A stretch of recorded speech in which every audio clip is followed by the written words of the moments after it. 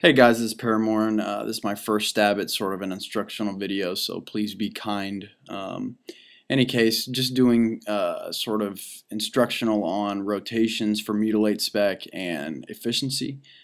In reference to talent points, everything is the exact same as every other mutilate rogue on all the servers, 51, 13, 7. Difference is I took 2 points out of precision and put them into slice and dice, for the fact that I'm at 400 hit. So if you're blessed with having a lot of hit, by all means use those 2 points, because 50% increase to slice and dice allows for a ton of variance and give in your rotations. If you end up in a tight spot, usually the slice and dice doesn't fall off. So I don't know, for me personally, it's really been awesome doing that, and I don't ever see rogues doing that. Any case, this is my gear. I'm using 226 gear for the my chest and legs, the leggings of the Honored and chest guard of the Recluse, versus the 4-set bonus for Valorous. You know, I'm not sure. I don't have the helmet yet, so I can't really gauge if it'll be better or not, but it seems to work for me now. Any case, I am hit capped at 385, expertise capped, and poison capped. All those are the absolute most important stats, I feel, until they're capped. Any case, on the rotation, I'm going to start with a garrote, and then immediately slice and dice, then mutilate to a rupture. So now all of my stacks are on the target, and obviously my trinkets have procced because I was out of combat for a while. Any case, energy pooling, because you have that increased slice and dice, is absolutely amazing. Basically, the rule of thumb I try and live by is to wait till the very last couple seconds of each of my stacks until I refresh. So basically, if you look, I'm just energy pooling right now. I'm not doing anything.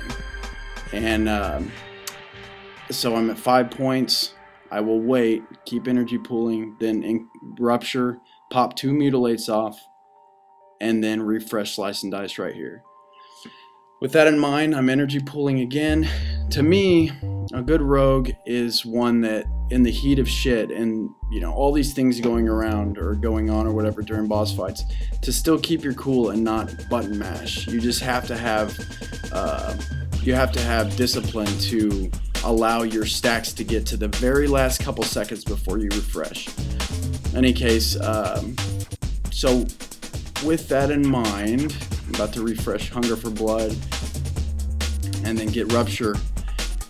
Once your garrote wears off from the initial pull on, say, a boss, a nice thing to do, I think I already did it, but is get your energy all the way towards, you know, 100, 110, and then vanish and garrote again. And then the overkill, if you look in your talent tree, it's the ability basically to, all your abilities for the next 6 seconds outside of stealth are 10 energy less.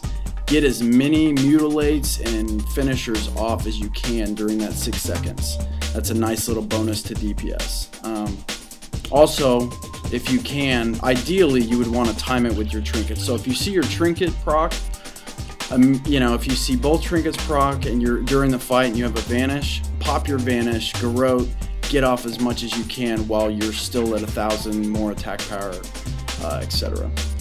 So in any case, if you notice my energy bar, sometimes it gets really close to 120. The rule of thumb I try and live by is never let it get past 110 before you have to do a move. And if you have to do something, if all your stacks are up, envenom. As long as there's 5 deadly poisons, envenom. Another thing, if you're just totally bombarded with energy and you're still a little low on deadly poison, say you have like 3 deadly poison, you're almost to the full energy and all your stacks are full, pop a shiv to get 5 points and envenom. To me, it doesn't hurt my DPS that much, but you know, you make use of your, it's better than a mutilate because you're wasting 3 points essentially. So any case, with that in mind, I'm trying to think if there's anything else. But yeah, I mean, if you notice, if you look at my stacks, I'm using class timers.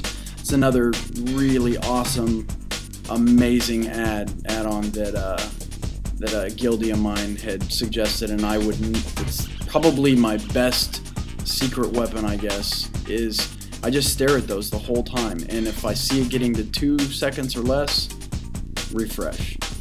Energy pool all the way, hunger for blood, all the way. And if you get close, pop an envenom, mutilate, get it back up to 5 points, rupture, mutilate.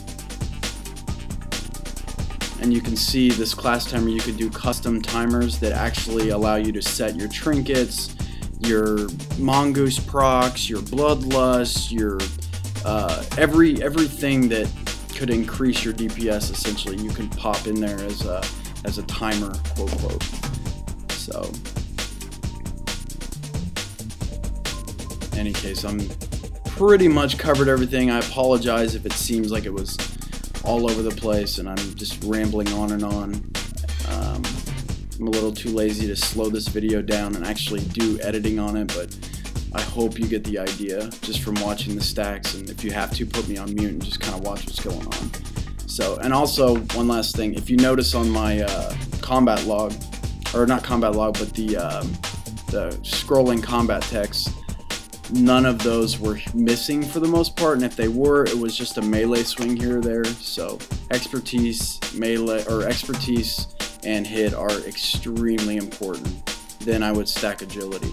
So just my opinion, take it for what you will, but hope this video helped.